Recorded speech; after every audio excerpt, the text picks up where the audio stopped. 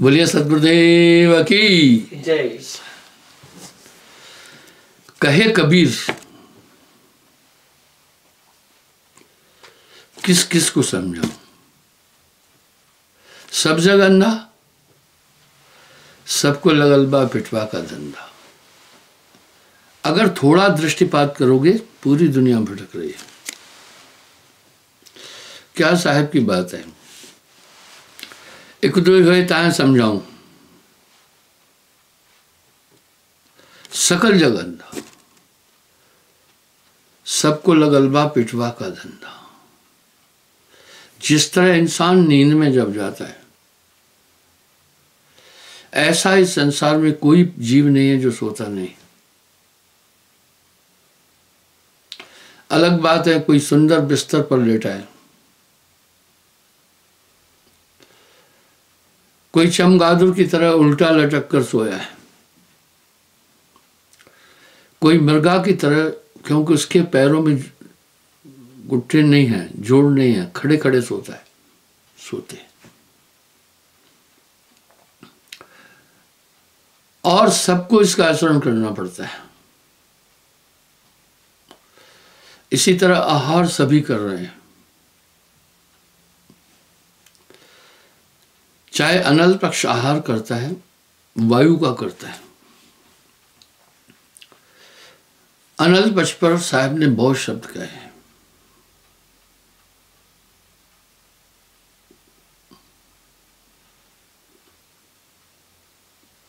बहुपंछी जगमाह रहा है, अनल पक्ष समनाय कहा है। बहुत पक्षी है, लेकिन अनल पक्ष की तरह कोई पक्षी नहीं संसार के अंदर। वायु खाता है। अनल पक्ष जो रहे आकाशा, निष्दिन गहे पवन की आशा। बहुत से लोग हैं, जब हम ऋषि मुनियों की तपस्या के बारे में जानते हैं कि इतने दिन नहीं खाया, आदमी आश्चर्यचकित होता है। ये तो बता दिया इतने दिन वो नहीं खाए पिए, ये कोई नहीं बताया आधार क्या था। जब मूल नहीं बताया तो पूरा पेड़ क्या पेड़ के बारे में क्या जानकारी होगी। जब नहीं खाया जीवित कैसे रहे। छोटा उदाहरण देता हूं।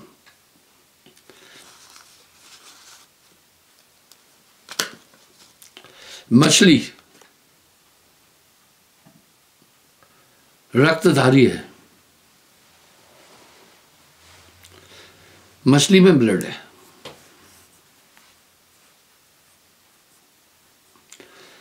जिसमें भी ब्लड है उसको ऑक्सीजन चाहिए।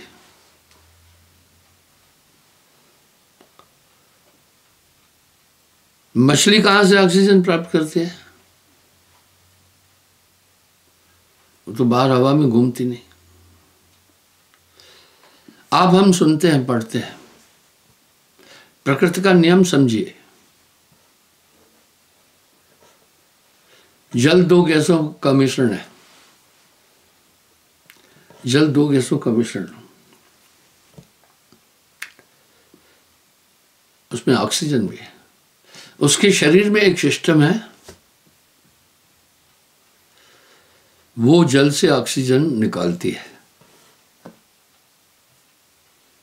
लेकिन आप हमारे शरीर में सिस्टम नहीं है। हम पानी में जाते हैं तो हमें ऑक्सीजन नहीं मिलता है, हम डूब के मर जाते हैं, मनुष्य मर जाता है। मछली के शरीर में सिस्टम है।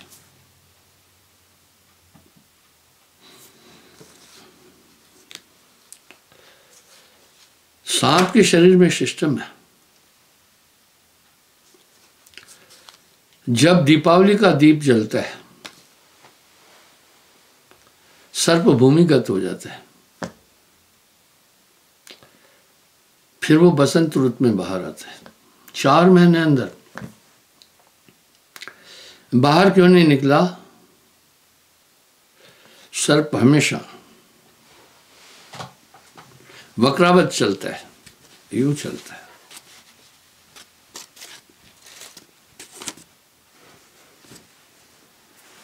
सांप के 10,000 पैर है।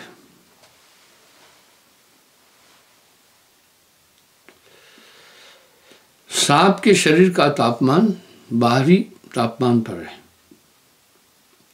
आप हम सब का तापमान हमेशा 98 पॉइंट कुछ रहता है। आंतरिक तापमान की, हमारे शरीर के अंदर तापमान की स्थिति आंतरिक तक से है, अंदर से ही वो तापमान है, चाहे सर्दी है चाहे गर्मी है।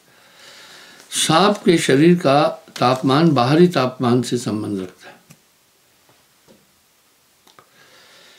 इसलिए जब गर्मी होती है सांप बहुत परेशान हो जाता है।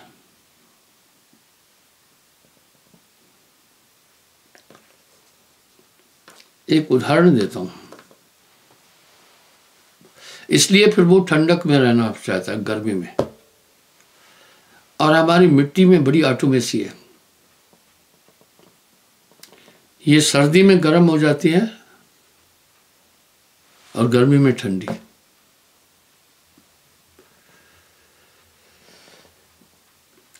एक बार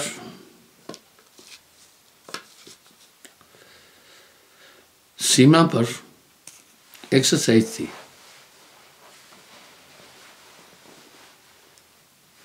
तो कमांडर वहां मोर्चे की जगह बताता है, भाई एक्सरसाइज में आप अपना मोर्चा यहां जल्दी बनाओ।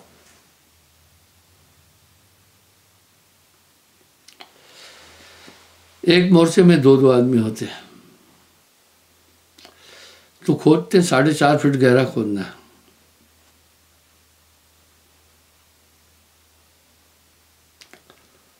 और 2.5 फीट चौड़ा होगा मोर्चा। टाइम देते इतने में खोदना है एक्सरसाइज में। जो मेरे साथ था थोड़ा ढीला था, इसलिए मुझे ज्यादा मेहनत करनी पड़ रही थी।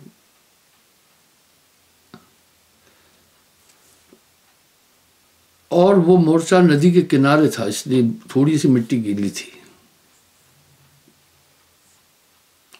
वहां गेंती काम नहीं करेगी गीली मिट्टी में, फावड़ा करता है, बेलचा करता है। जैसे खींचकर एक ऊपरी सतह पर मारा, उस मिट्टी के साथ एक किंग कोबरा की इतनी गर्दन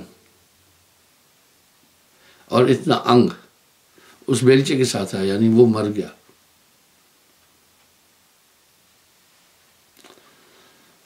अब सवाल उठा, ऊपर तो कुछ दिख ही नहीं रहा था,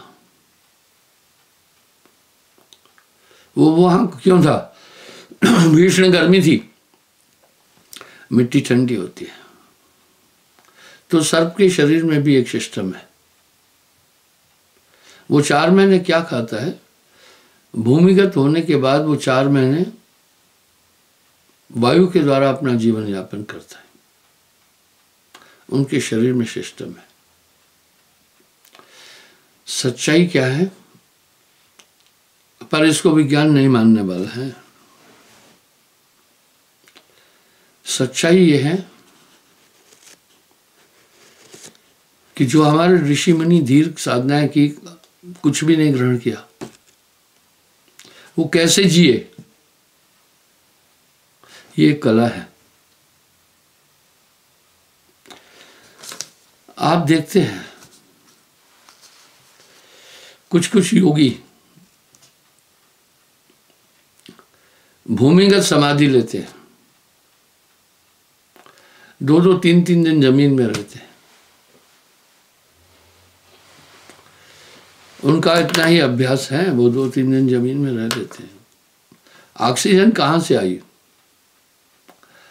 आदमी 30 सेकंड तक, 36 सेकंड, 35 सेकंड तक अपनी श्वास रोक सकता है, इससे अधिक नहीं। उसी पवन को वहां निष्क्रिय रहता है, कोई और काम नहीं कर रहा है, इसलिए ज्यादा एनर्जी नहीं लग रही है। उसी पवन को अंदर घुमड़ी देकर घुमाते रहते हैं। आइए मैं आपको एक उदाहरण देता हूं। साहब वाणी में एक बात कह रहे हैं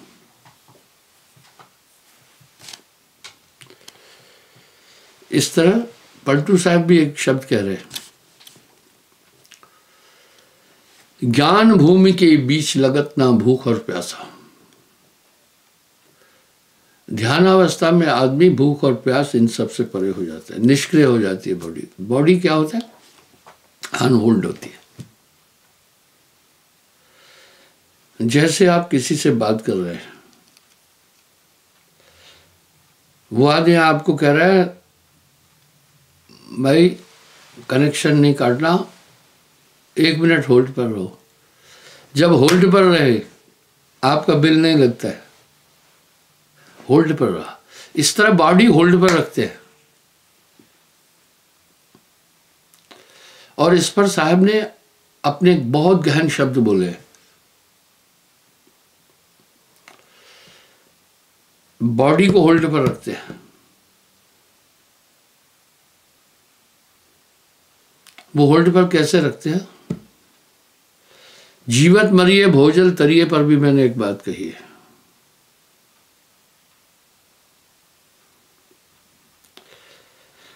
जीवत कैसे मर जाए और भोजल तर जाए? क्या हम खुदकशी करके मरे या कहीं रेल के नीचे कट के मरे? नहीं, ऐसा नहीं। जीवत मरने पर साहब ने कहा है, मरते मरते जगमुआ मरण न जाना कोई, ऐसी मरनी ना मरा जो बहुर न मरना हो। एक ये पूरा सच है। हमारे शरीर का सबसे बड़ा आधार प्राण है, श्वास है।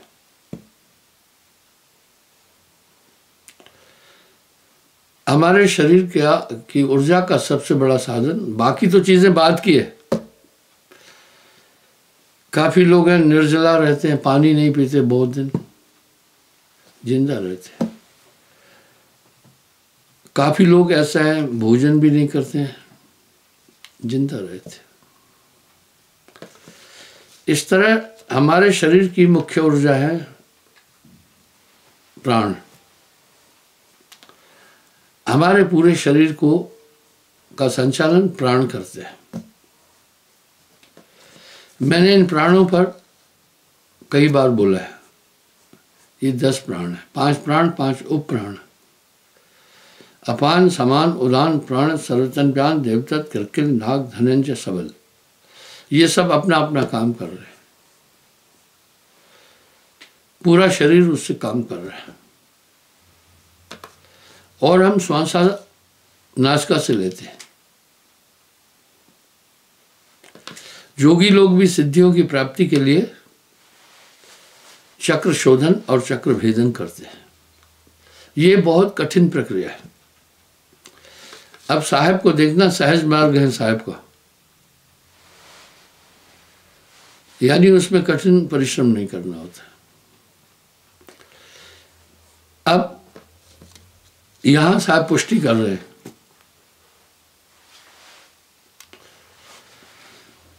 खेल ब्रह्मांड का पिंड में देखिया, खेल ब्रह्मांड का पिंड में देखिया, जगत की भ्रमना दूर भागी, बाहरा भीतरा एक आकाशवत, सुषमना डोर तह जाए लगी। पवन को पलटकर शून्य में घर किया। अब शून्य में आप ध्यान देना, कोई जल से जीवन गुजार रहा है। केचुआ तो सिर्फ मिट्टी खाता है, 5 तत्व में ऊर्जा है, और कुछ नहीं खाता है वो। लेकिन केचुए के अंदर भी ब्लड है। आप देखना, केचुए के अंदर भी ब्लड है। उसके शरीर में एक सिस्टम है। इसी मिट्टी के अंदर सभी एलिमेंट हैं। भोपाल में देश का सबसे बड़ा भू सर्वेक्षण विभाग है, सोयल रिसर्च सेंटर। एक बार उसके वैज्ञानिक मेरे पास आए, थोड़ी बातचीत हुई। आप भी देखते हैं ना, कभी कभी आदमी की खेत में फसल नहीं होती है तो मिट्टी का परीक्षण कराते हैं। वैज्ञानिक अच्छे थे। थोड़ी बात हुई, उन्होंने कहा 60 धातु पृथ्वी के अंदर मौजूद है, पर हम सबको एक भी नहीं दिखता है। कमाल क्या है, केचुआ मिट्टी खाता है, वो सब भी मिट्टी नहीं खाता है। ये वो सेंटर है।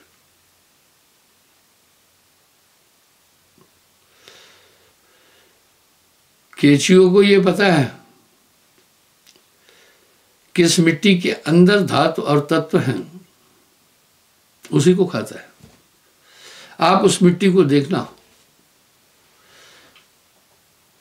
उसका कलर अलग है, लेकिन जब केचुआ विष्ठा करता है तो उस मिट्टी का कलर हल्का, जैसे मेरे इसका रंग है, ऐसा होता है। क्या हुआ, उसने बॉडी के लिए जो ऊर्जा वाले तत्व थे पूरे खींच लिए, पर ये कला केचुए के पास है। इंसान इतना बुद्धिमान है, उसके शरीर में सिस्टम नहीं है। ये मानव तन दुर्लभ इसलिए है, इसके शरीर में एक सिस्टम है।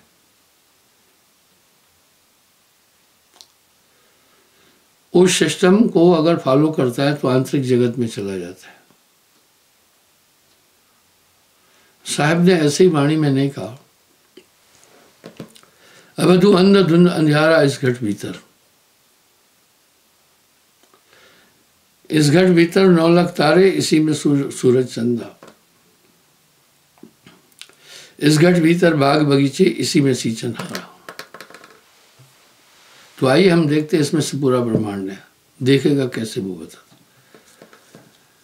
अब हम स्वप्न देखते हैं। स्वप्न की अवस्था में हम कई चीजों का अवलोकन करते हैं। वो सब चीजें हमें जागृत में कभी नहीं दिख सकती है। वजह क्या रही, हम ही थे वो, जो हम इस भौतिक जगत की अभी एक्टिविटी देख रहे हैं और सत्य मान रहे हैं। हम ही वो हैं जो निद्रावस्था में पहुंचने के बाद कुछ और चीजें देखते हैं, हम उसको उतनी देर सत्य मानते हैं।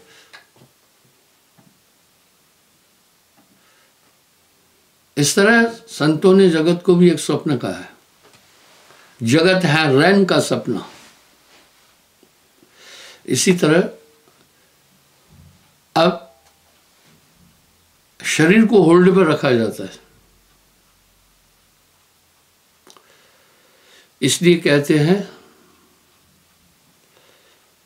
मृतक का संस्कार जल्दी नहीं करना चाहिए, कम से कम 24 घंटे बाद करना चाहिए। रहस्य है। कभी कभी वो ऐसी गहन निद्रा में चला जाता है कि पूरे बॉडी के जितने भी बाकी ऑर्गन्स हैं उनको लॉक लग जाता है। मैं आपको एक उदाहरण देता हूं। अखनूर साइड का डुम्मी के पास एक हमारा सत्संगी है, बड़ा श्रद्धालु है। उसको कुछ प्रॉब्लम हो गई, हॉस्पिटल में था, आर्मी हॉस्पिटल में, फौजी मिलिट्री अस्पताल में।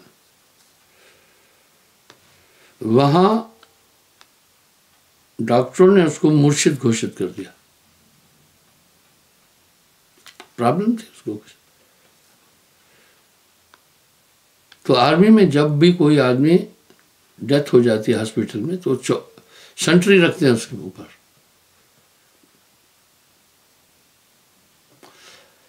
और डॉक्टर कभी ऐसे प्रमाणित नहीं करता है कि मर गया, पूरा चेकअप करता है जब बॉडी का कोई भी पार्ट काम नहीं करता है।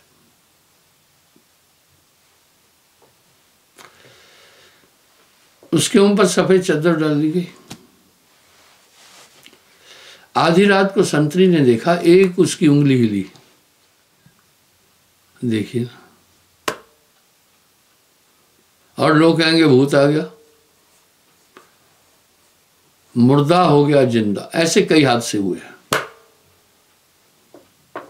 उसने जाकर डॉक्टरों को बताया कि भाई रात में इसकी एक उंगली हिल रही थी। डॉक्टर चौंक गए।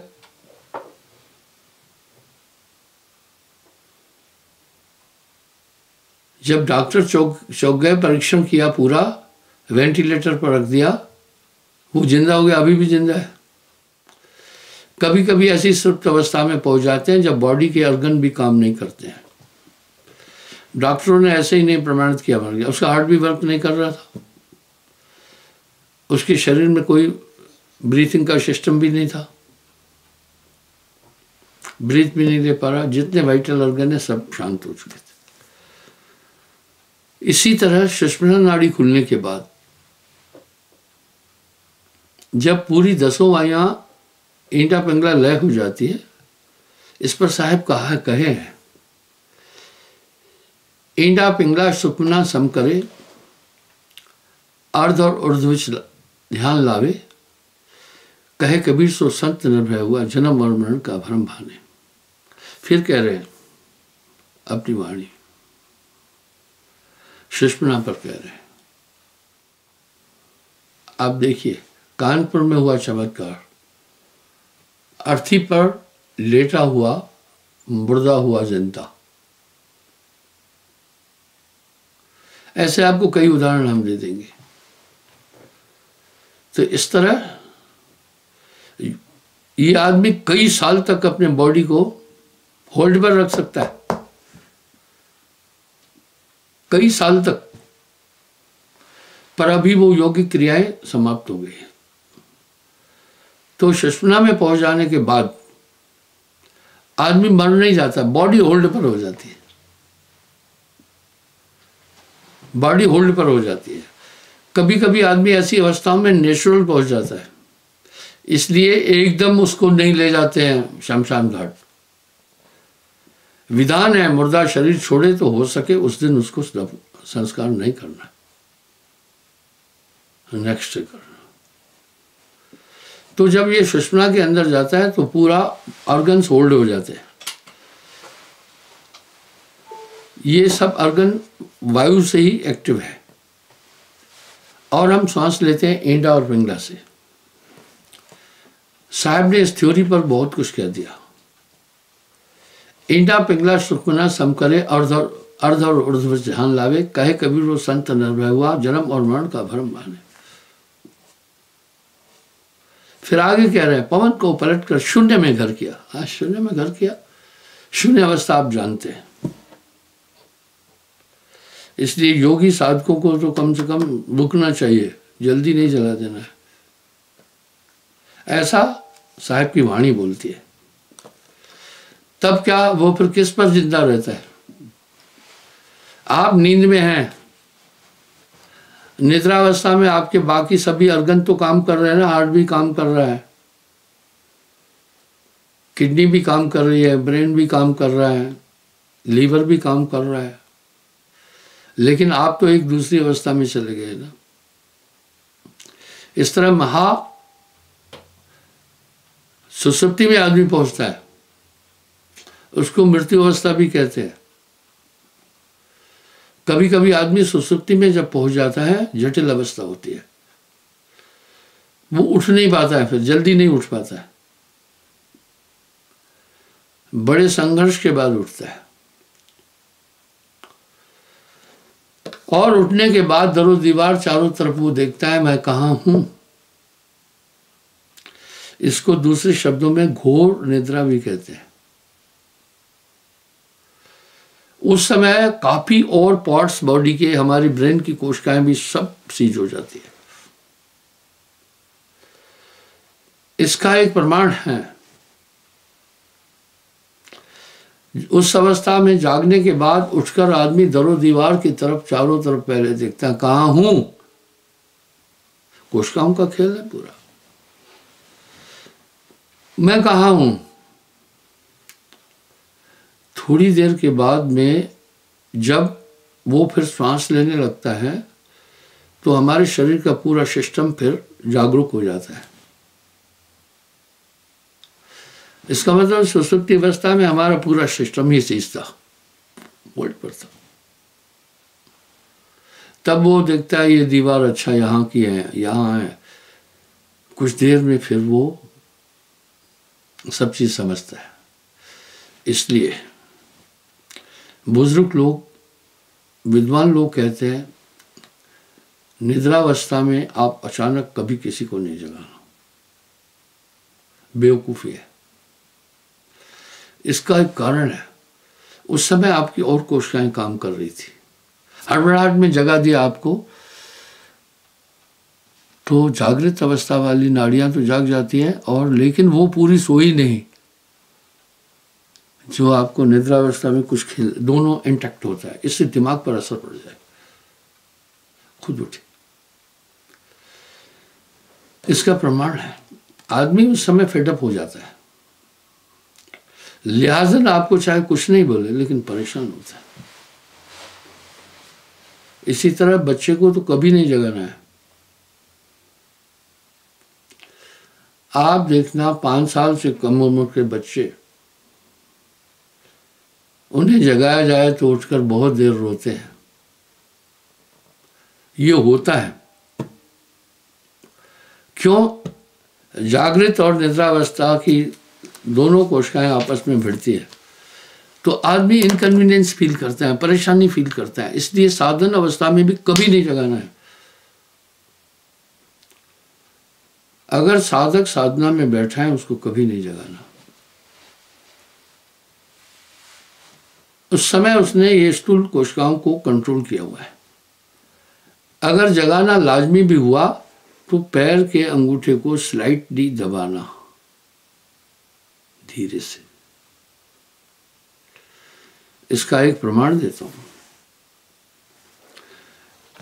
प्राचीन काल में राजाओं को जगाने के लिए संगीत बजता था। पहले वो संगीत बड़ा धीम गति में बजेगा,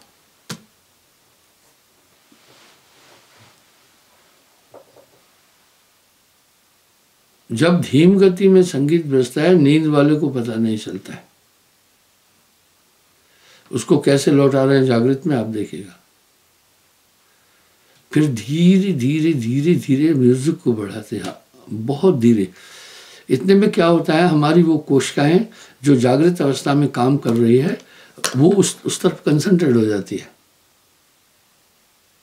पहले लगता है कि नहीं है कुछ आवाज, धीरे धीरे धीरे धीरे वो उसमें कंसंट्रेट हो जाती है और वो अवस्थाएं जागने लगती हैं, वो कोशिकाएं। इतने में जब हम उसमें धीरे धीरे प्रवेश लेते हैं तो जो स्वप्नावस्था की कोशिकाएं थी धीरे धीरे तृप्त हो जाती है। इसलिए राजा महाराजाओं को जगाने के, नहीं तो मूड ठीक नहीं होगा उनका, जगाने के लिए पहले मंद मंद संगीत बजता है। इसी तरह साहब एक शब्द कह रहे हैं, अनहद की धुन प्यारी संतो, अनहद की धुन प्यारी। लोग गाते तो हैं साहब का, तत्व तक नहीं जाते। पहले पहले रिलमिल बाजे पाछे न्यारी न्यारी, झीनी धुन में सुरत लगाओ, शब्द उठे झनकारी।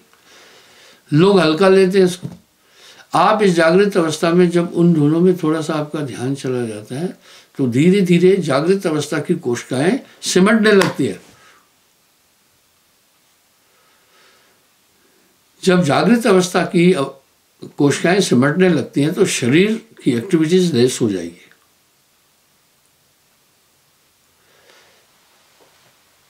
अब वो एक आपको आंतरिक जगत में ले जाने का जरिया है, वो ही नहीं है सब कुछ वो धुनें। कुछ लोग इन्हीं धुनों को सच्चा नाम कह रहे हैं, इन्हीं धुनों को परमात्मा कह रहे हैं, नहीं है। अभी यहाँ साहब कह रहे हैं, जाप मरे अजपा मरे, अनहद भी मर जाए, सूरत समानी शब्द में उसको खाल रखा है। अनहद भी खत्म हो जाती है, लेकिन एक सोर्स है आपके ध्यान को खींचने का। सब अनहद अनहद चिल्ला रहे हैं लेकिन उसका तत्व कोई समझा ही नहीं रहा है, उनको पता ही नहीं, उन्होंने प्रैक्टिकल किया ही नहीं है। नानक देव जी ऐसे ही नहीं कह रहे, सुखमन के घर राग सुन सुन्न मंडल ले मिलाए। बाद में वो धुनें इतनी तेज होती है, अगर ये स्थूल कान सुनेंगे फट जाएंगे। पहले पहले रिलमिल बाजे, पहले रिलमिल बाजे, बाद में शब्द उठे झनकारी, झनकारी शब्द उठते हैं। जैसे उदाहरण के लिए झनकार क्या है, मैंने सुना, देखो रुकने के बाद भी झनक रहा है ना थोड़ा, पहले तो ज्यादा हुआ लेकिन उसकी झनकार बाद में भी तो उसे फिर देंगे।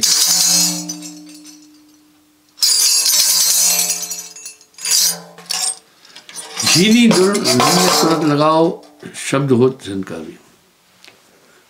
खैर उन्होंने प्रैक्टिकल तो किया नहीं, किताब पढ़ करके, भाषाएं तो उनको वैसे ही मिल गई। बाप था मानो अध्यात्मवादी, उसको कोई नहीं मिला, बेटे को छोड़ के चला गया, बेटे को प्रतिनिधि नहीं छोड़ा, बेटा खुद बैठ गया। तभी तो साहब कह रहे ना, अंधा अगुआ तह पुरमाई बहु अंधे तह पीछे जाए। इसी तरह जब इस अवस्था से वो चला जाता है तुरिया में, तो तुरियावस्था में वो दूसरा संसार दिखता है। वो तुरियावस्था ऐसे नहीं बनेगी, उसके लिए उपक्रम करना पड़ता है। हम थका जागृत में है, जागृत में है तो स्वाभाविक हमें नींद आती है। क्यों? जागृत अवस्था की कोशिकाएं सो चुकी है। वो कहती है अब हम आपको कुछ नहीं दिखाने वाले हैं। अरे भाई ये तो सब चीजें होती हैं, गाड़ियां भी गर्म हो जाती हैं ज़्यादा चल करके, बल्ब भी ब्लास्ट हो जाते हैं ज़्यादा चल करके, वो तो होता ही है। इस तरह कोशिकाओं में इतना दम नहीं है, काम करके कहती है हम थक चुके हैं अब हम काम नहीं करेंगे। जैसे ये कोशिकाएं सोती हैं ऑटोमेसी है। वो जो निद्रावस्था दिखाने वाली कोशिकाएं, इसके सोते ही वो जाग जाती है। जब वो जाग जाती है तो आपको दूसरी दुनिया दिखाना शुरू करती है। इस तरह दोनों अवस्था की कोशिकाएं जब सो जाती है तो तुरीय अवस्था बनती है। पर ये खुद नहीं होगा, इसको क्रिएट करना पड़ेगा। इसलिए तुलसी बिना कर्म किसी मुर्शिद रसीद के, राहे निजात दूर है उस पार देखना। क्षमा चाहता हूं, समय हो रहा है। कल पुनः मैं हाजिर हो जाऊंगा साहिब।